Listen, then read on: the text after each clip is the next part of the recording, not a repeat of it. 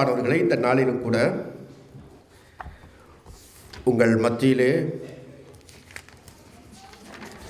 இந்த பிரசங்க வாக்கியத்தை ஏறெடுப்பது என் வாழ்க்கையிலே கிடைத்த ஒரு பாக்கியம், ஒரு ஆசீர்வாதம். பிரசங்கம் பண்ணுவது நல்லா கேட்டு, பிரசங்கம் பண்ணுவது என்னுடைய தொழில் அல்ல. It's not my job. நான் தொழில் செய்கிறேன். நான் இந்த வார்த்தைகளை பிரசங்கம் என்பது கர்த்தர் கொடுக்கிற தூது, த மெசேஜ். நான் மெசஞ்சர், அதாவது தூதை உங்கள் மத்தியிலே சொல்லத்தான் நாங்கள் வந்திருக்கிறோம். பரலோக ராஜ்யம் இருக்கிறது, பரலோக ராஜ்யத்தின் அதிபதி இருக்கிறார். அவர் தம்முடைய மக்களுக்கு தூதை அனுப்புவார். அந்த தூதை அவருடைய ஊழியக்காரர் பெற்று அந்த தூதை சொல்வார்கள், இது பரலோகத்தில் தேவனால் உங்களுக்கு கொடுக்கப்பட்ட இந்த தூது. அப்போ அதுக்கு நீங்கள் என்ன ராஜாதி ராஜா அனுப்பியிருக்கிறார் என்பதை ஆவலோடு பயத்தோடு அதை வாசிக்க வேண்டும், அதை கேட்க வேண்டும். ஒளிய ஏதோ கதா கலைச்சவம் என்றபடி ஏதோ ஒரு பாடல், ஒரு பிரசங்கம் இருந்த மாதிரி அதல்ல. It's one message. அப்போ அந்த மெசேஜை உற்று கவனிக்கணும். ராஜா என்ன அனுப்பியிருக்கிறார் என்று. அதை நான் சொந்த கற்பனை இல்லை, வேதத்திலே உங்களுக்கு தெரியும். 7 சபைகளுக்கு சொல்லு என்று ஒரு தூதனுக்கு சொல்லுகிறார், சபையின் தூதனுக்கென்று. அதே போலத்தான் மெசேஜுகளை கண்ணும் கருத்துமாக இன்றைக்கு தூதை அனுப்பிவிட்டார் என்றதை ஆவலோடு கேட்பீர்களானால் உங்களுக்கு மிக நல்லது. எனவே நீங்கள் பிள்ளைகள் நன்றாய் கேட்டுக்கொள்ளுங்கள். இந்த நாளிலும் கூட பயத்தோடு நடுக்கத்தோடும் கூட இந்த வார்த்தைகளை கற்றுக்கொள்வோம், கேட்போமாக. முதலிலே எபிரேயருக்கு எழுதுகிற நிருபம் 10ஆம் அதிகாரம் 24, 25 இந்த வசனங்களை நாங்கள் வாசிக்கும் பொழுது, நான் வாசிக்கிறேன் ஸ்டார்ட்டில். எபிரேயர் 10, 24, 25 வாசிக்கும் பொழுது, ஹீப்ரூ சாப்டர் 10 verse 24 and 25 என்ன சொல்லுகிறது பாருங்கள். மேலும் அன்புக்கும் நற்கிரிகளுக்கும் நாம் ஏவப்படும்படி ஒருவரை ஒருவர் கவனித்து, சபை கூடி வருதலை சிலர் விட்டு விடுகிறது போல நாமும் விட்டு விடாமல் ஒருவருக்கொருவர் புத்தி சொல்ல கடவோம். நாளானது சமீபித்து வருகிறதை எவ்வளவாய் பார்க்கிறீர்களோ அவ்வளவாய் புத்தி சொல்ல வேண்டும். பாருங்கள், இங்கே அவர் சொல்லும் பொழுது அன்புக்கும் நற்கிரியலுக்கும் நாம் ஏவப்படும்படி என்று சொன்னால், நாங்கள் உற்சாகப்படும்படி, உணர்த்தப்படும்படி நாங்கள் சபை கூடி வருதல் வரணும். அப்போ சபையே கூடுதல் என்று சொன்னால், எதற்காக நான் கூடி வந்திருக்கிறேன் என்று ஒரு கேள்வி கேட்டால், பாட்டு படித்து ஒரு பிரசங்கத்தை கேட்டு போகிறதுக்கு அல்ல, ஒரு ஊழியத்தை செய்துட்டு போகிறதுக்காக அல்ல. எல்லாருடைய மனதிலும் நீங்கள் வைத்திருக்க வேண்டிய வசனம், நான் அன்புக்கும் நற்கிரியலுக்கும் ஏவப்படும்படி ஒருவரை ஒரு கவனிக்க வந்திருக்கிறேன். ஒருவர் எல்லாரையும் கவனிக்கிறது இல்லை, நான் பக்கத்தில் இருக்கிறால கவனிக்க வேண்டும். அவரே அப்படி இருக்கிறார், ஏன் அவரை காணையில், அவர் எங்கே போயிட்டார் என்று ஒருவரை ஒருவர் கவனித்து புத்தி சொல்ல வேண்டும். ஒருவரை கவனிக்கிறேன்டா கழுத்தில் என்ன தொங்குது, தலையில் என்ன இருக்குது, அது போன மாதிரி அதை கவனிக்கிறதுக்கு இல்லை. ஆளை காணையில், இவரை காணையில், என்ன உடுப்பு போட்டிருக்கிறோம் அதை கவனிக்கிறது இல்லை. என்ன சப்பாத்து வாங்கியிருக்கிறோம் அதை இந்த நாளில் கவனிப்பேன், அது கவனிக்கிறது இல்லை. என்ன உன்னை காணையில் பைபிள் ஸ்டடியில் என்ன உன்னை அதை மிஸ் பண்ணிட்டேன், என்ன ஒரு மாதிரி இருக்கிறாய் என்று அன்புக்கும் நற்கிரியலுக்கும் ஏவப்படும்படியாய் வரும்படி. அப்போ இது இல்லாமல் போகும் பொழுது சபை கூடி வரலை விட்டுருவாங்க ஜனங்க. போய் பிரயோசனம் இல்லைடாப்பான். அங்கே என்ன இருக்குது, போனால் கடிக்கிறாங்க பாஞ்சு, ஏனென்று கேட்குறாங்களே, இல்லை ஒரு உதவியும் இல்லை, ஒன்றும் இல்லை, அது பார்க்க வீட்டை நிற்கலாம், அப்போ விட்டுட்டு போவாங்க.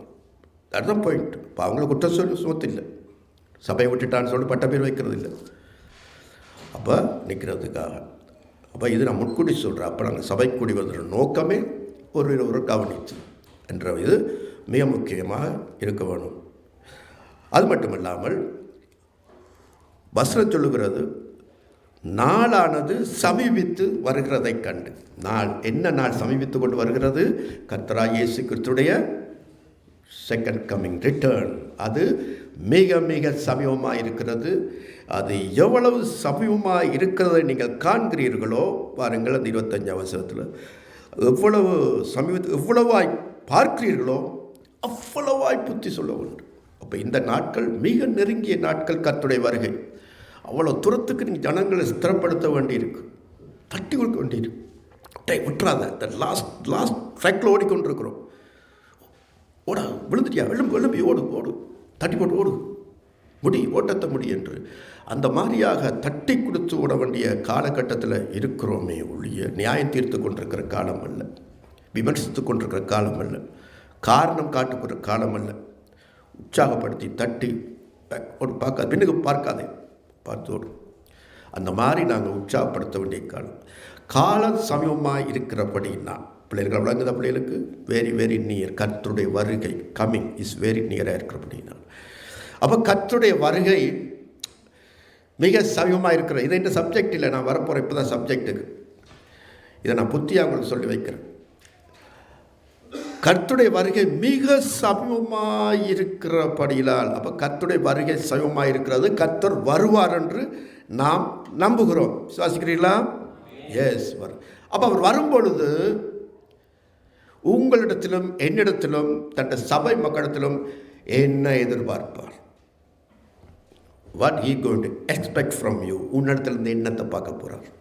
அதைத்தான் இன்றைக்கு நான் கேட்க போகிறேன். சரி, வருகிறார் வந்து நம்மிடத்தில் என்னத்தை எதிர்பார்ப்பார் என்பதைத்தான் இந்த நாளை நான் பிரசங்கம் பண்ண போகிறேன். இது தீர்க்க தரிசனமான ஒரு பிரசங்கம். உங்களுடைய பைபிளில் சைட்டில் ஒரு புள்ளி அடையாளம் போடுங்க. என்ற பேர் எழுதிடாதீங்க. பாஸ்டர்.Nijen இந்த நாளில் பிரசங்கம் பண்ண அந்த புத்தகத்தை பைபிள் படதாக்காதீங்க. ஒரு சின்ன புள்ளி அடையாளம் போட்டால் உங்களுக்கு அது விளங்க வேண்டும். இந்த நாள் இந்த நேரம் தேவன் என்னோடு பேசினார் என்று பார்க்கும் பொழுதெல்லாம் குறித்து கொள்ளுங்கள். இந்த டேட் டைம் இதை சின்னனாக ஒரு நீட்டாக பைபிளில் வச்சுக்கொள்ளுங்கள். உழுதுடாதீங்க. அங்கே இங்கே கிறுக்கி வட்டியாக நீட்டாக எழுதி வச்சுக்கொள்ளுங்கள். எனக்கு அருமையானவர்களே, என்னத்தை எதிர்பார்ப்பார் என்றதான் நான் பேச போகிறேன் இந்த நாள். லூக்கா 18:8 வாசிக்கிறோம் பாருங்கள். அவர் என்னத்தை எதிர்பார்ப்பாராம் பாருங்கள்.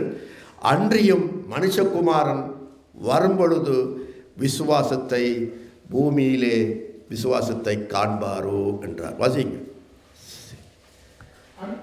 ஆகிலும் சீக்கிரத்திலே அவர்களுக்கு நியாயம் செய்வார் என்று உங்களுக்கு சொல்கிறேன். ஆகிலும் மனுஷகுமாரன் வரும்போது பூமியிலே விசுவாசத்தை காண்பாரோ என்றார். போதும். பார்த்தீங்களா? மனுஷகுமாரன் என்பது இயேசு கிறிஸ்து. அவர் வரும்பொழுது சபைகளிலே விசுவாசிகள் மத்தியிலே விசுவாசத்தை காண்பாரோ என்று கேட்டிருக்கிறார். காண்பேனா என்று கேட்டால் அதனுடைய லிட்டரல் பதில் நோ இருக்காது. இந்த கேள்வி கேட்டபடியால் காண்பாரோ என்று வரும்பொழுது நான் பார்க்கவா போகிறவங்களோட விசுவாசத்தை காண மாட்டார். அதுதான் அதனுடைய பதில். இப்போ நீங்கள் ஆச்சரியப்படலாம். நான் எல்லாம் இன்னத்துக்கு வந்திருக்கிறேன், விசுவாசம் இல்லாமலாம் வந்திருக்கிறேன், எதுக்கு நான் வந்திருக்கிறேன்னு சொல்லலாம்.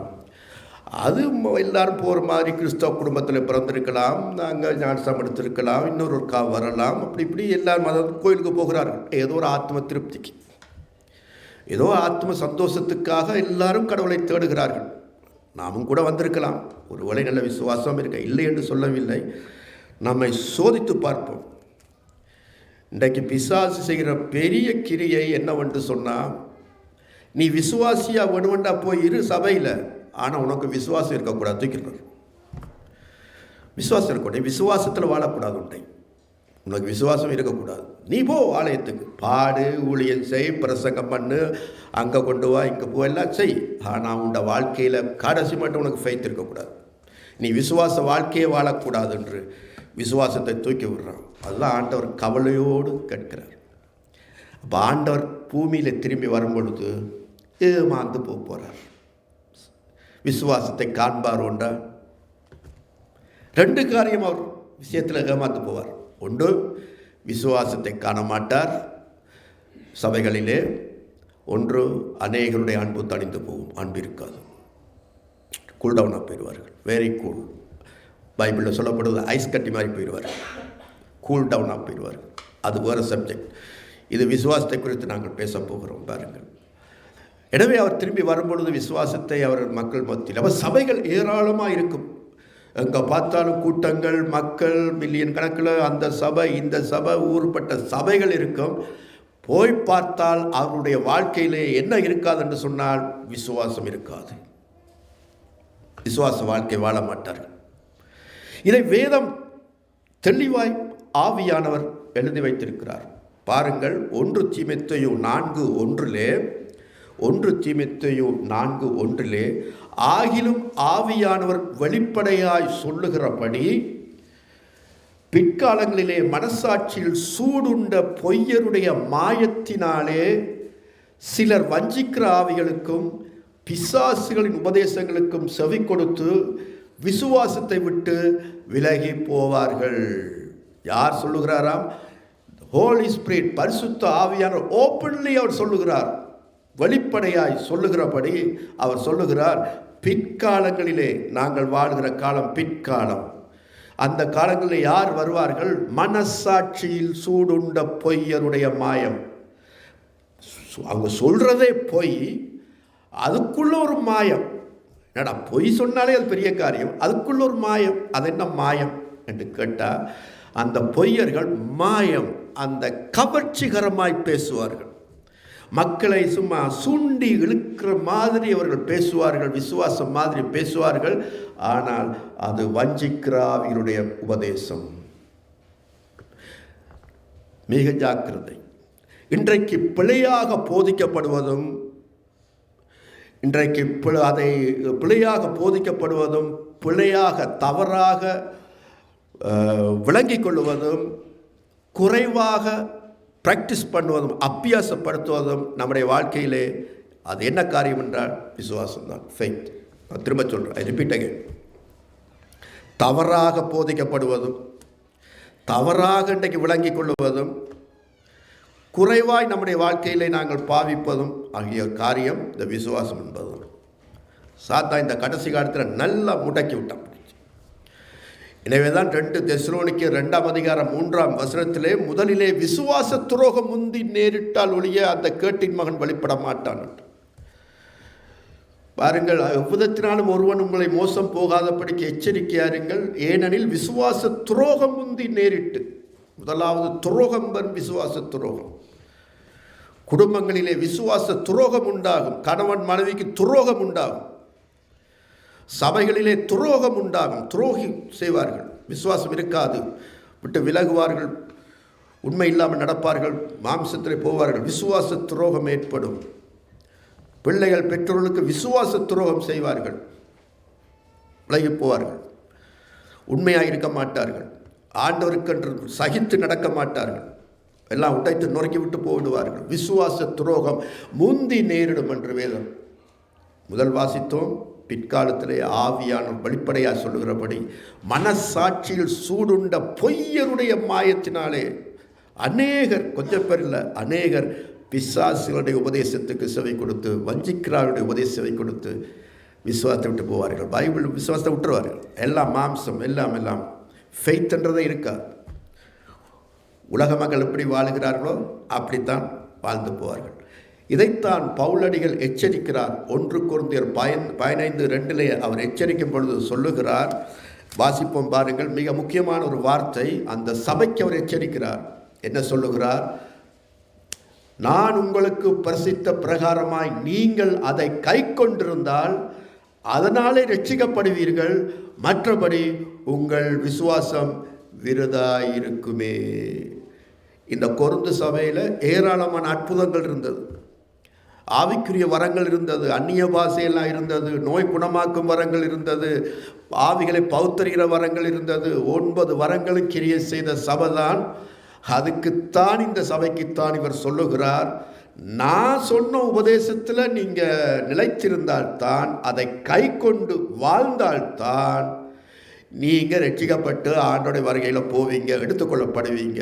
மற்றபடி யுவர் ஃபெய்த் இஸ் ஃபெயிலியர் என்றார். நீங்கள் ஃபெயில் பட்டுருவீங்க, தட்டுப்பட்டுருவீங்க, விருதாவாயிருக்கு.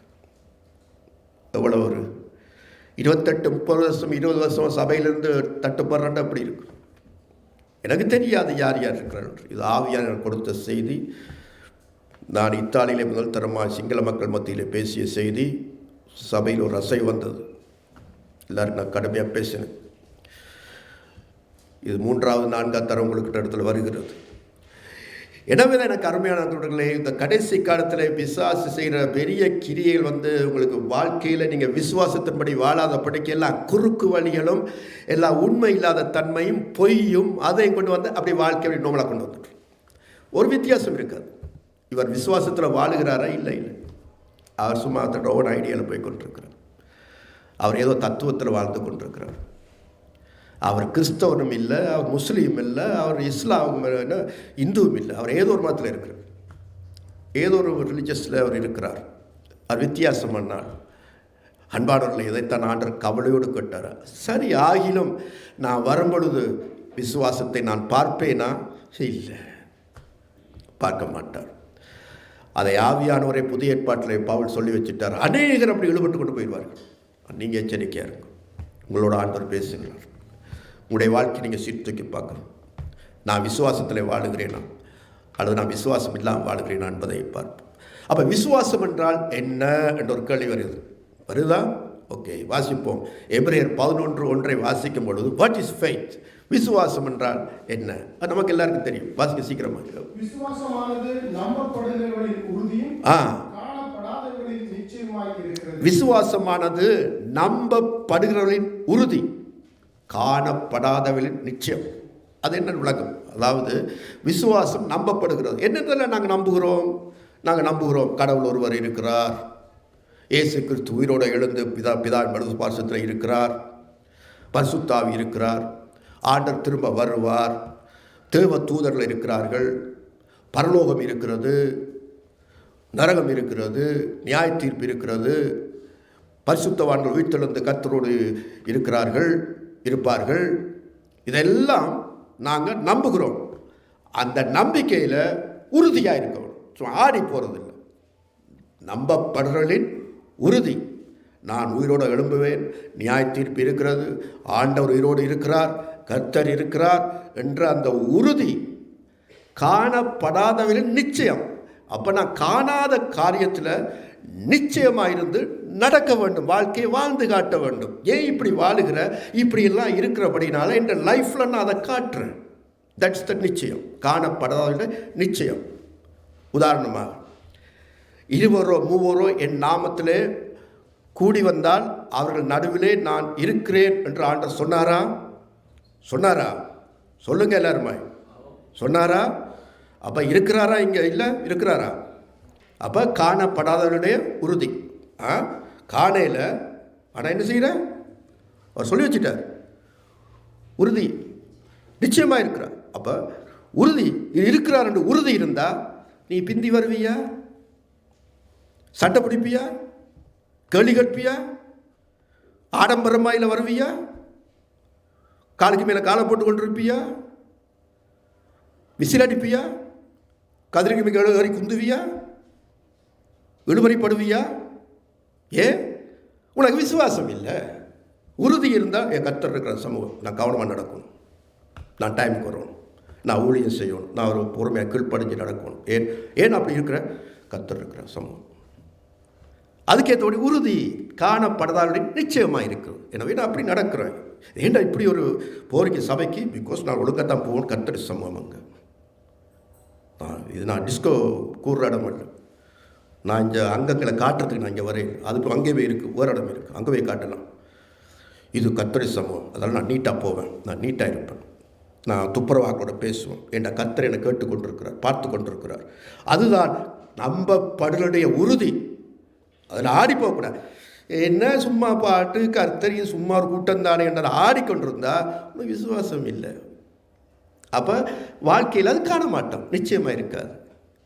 சும்மா கூடுனா ஃபைட், கூடுனா கேள்வி, கூடுனா சண்டை, கேள்வி பதில், இதெல்லாம் இருக்கக்கூடாது. நான் உங்களை சொல்லல பிள்ளைகள, வளமையாக சபையில் இதுதான் நடக்குது. அடிபடி பிரிஞ்சு போகிறது, அவன் ஒரு 10 பேர் 10 பேர். ஏன்? விசுவாசம் இல்லை. கடவுள் கர்த்தர் இருக்கிறாரே இந்த இடத்துல, கர்த்தர் பார்த்து கொள்வாரே, கர்த்தர் எனக்காக யுத்தம் பண்ணுவாரே, கர்த்தர் எனக்காக பேசுவாரே, பழிக்கு பழி வாங்குற கர்த்தருக்குரியதே என்ற அந்த கர்த்தருடைய உறுதியும் காண நிச்சயம் இருந்தால் ஏன் இந்த உடல் சிதைவுகள் எல்லாம் சின்னத்துக்கு? ஏனென்றால் அவனோட வாழ்க்கையில் ஃபெய்த் இல்லை. சும்மா ஒரு கூட்டம் கூடி வராது. அதுதான் விசுவாசத்தை காண்பாரோ. ஆனால் பாட்டு இருக்கும், காணிக்கை இருக்கும், மியூசிக் இருக்கும், எல்லாம் இருக்கும். விசுவாசம் இருக்காது. அதுதான் ஒரு சபைக்கு சொன்னார், லவோதிக்கேயா சபைக்கு என்ன சொன்னார்? வாசல் படியிலிருந்து நான் தட்டுகிறேன், கதவத்திறேன், வர்ற உள்ளுக்குள்ளேன். போயிட்டு வழியில் அனுப்பியாச்சு ஆண்டவர். ஆண்டவர் வெளியே போனால் விசுவாசம் எங்கே இருக்க போகுது? என்ன விசுவாசம் இருக்க போகுது? எல்லாம் அவுட்.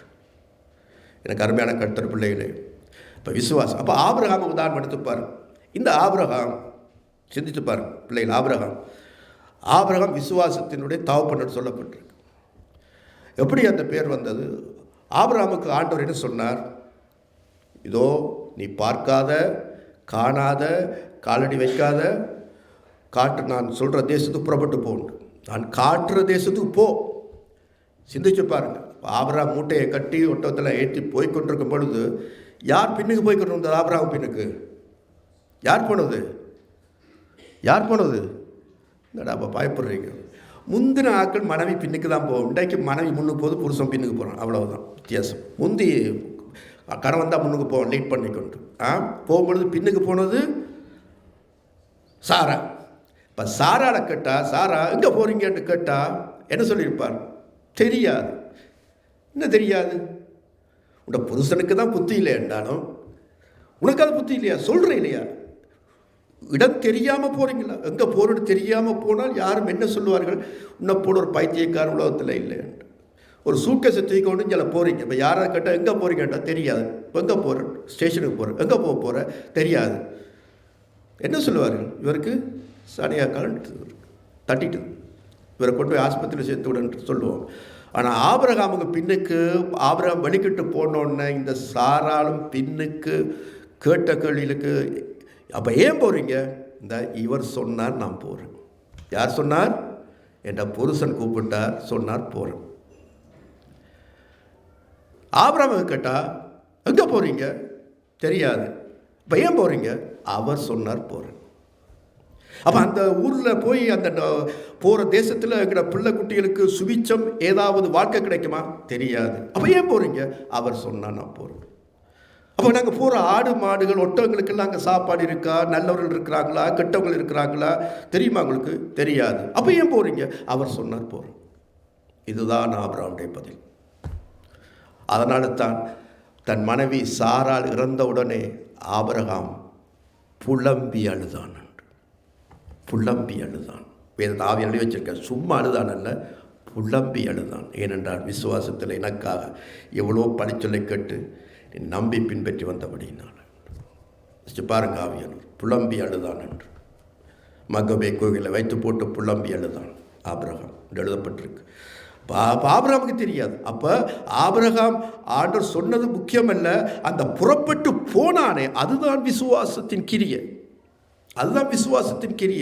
ஓ ஆண்டவர் என்னோட பேசிட்டார், சொல்லிட்டார், உன்னை பெரிய ஜாதியாக்குவேன் என்று சொல்லிட்டார். அது மட்டுமல்ல, புறப்பட்டு போ, அந்த வலிக்கிட்டாரே அந்த கிரியை, அந்த விசுவாசத்தை, அந்த கிரியை ஆக்ட் அந்த இதில் காண்பித்தார். அதுதான் விசுவாசத்தின் கிரியை. அப்போ உங்கள் வாழ்க்கையில், எங்களுடைய வாழ்க்கையில் விசுவாசம் இருக்குமானால் ஒளிந்திருக்காது, வெளியில் தெரியும். விசுவாச வாழ்க்கை வெளியில் தெரியும்.